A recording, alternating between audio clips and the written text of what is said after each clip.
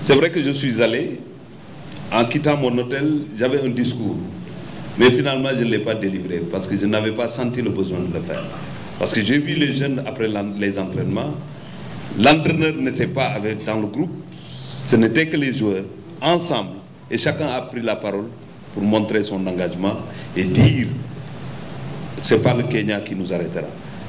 Je ne pouvais pas avoir un meilleur discours que ça. Et j'ai fait confiance, j'ai parlé à l'entraîneur pour réitérer notre engagement à ses côtés et notre solidarité. Et heureusement, nous avons eu ce résultat positif.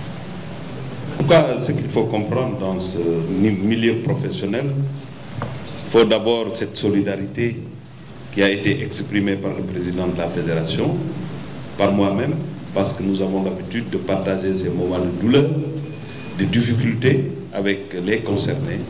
Edouard Mendy, qui est une valeur sûre, qui nous quitte à quelques minutes du coup d'envoi, c'était un coup dur. Mais heureusement qu'au niveau de ce poste-là, nous avons des remplaçants qui peuvent faire le job. Nous marquons notre solidarité et nous continuerons. Il est parti hier et que je pense que dès qu'on aura tous les résultats, la fédération va déterminer avec l'État la conduite à tenir. Mais ce qu'il faut comprendre, c'est qu'au niveau de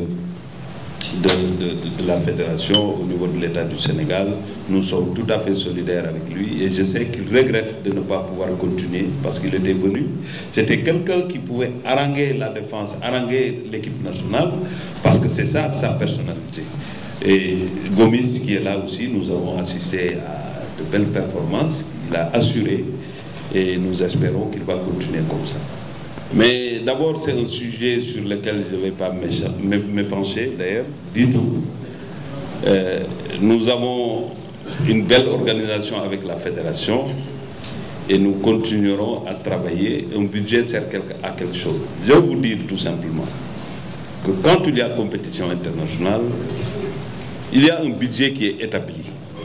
Et ce budget, de concert avec la fédération concernée, est approuvé par l'autorité et envoyé au niveau des finances.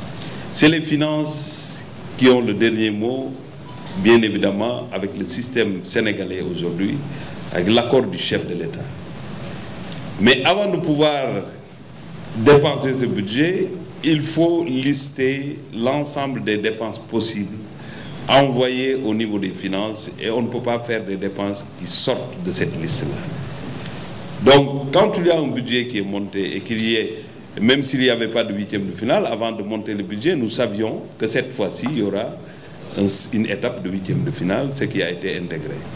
Et nous sommes en train de travailler avec la fédération, avec beaucoup d'intelligence, et éviter maintenant ce qui se faisait, parce qu'on ne peut plus, comme on le faisait, trimballer des milliards ou payer des primes. Il faut changer de système comme on l'a fait avec la fédération, avec Bon du Trésor, etc., pour permettre en tout cas à tous les ayants droit de recevoir le prix.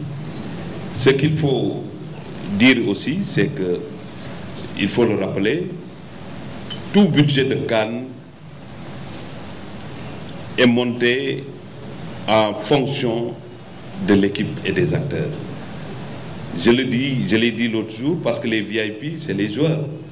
Et quand on prend le budget de l'équipe nationale, le budget, l'ensemble, en tout cas le plus important, c'est au niveau des primes que ça s'est fait. Nous allons continuer comme cela et nous travaillerons en tout cas à assurer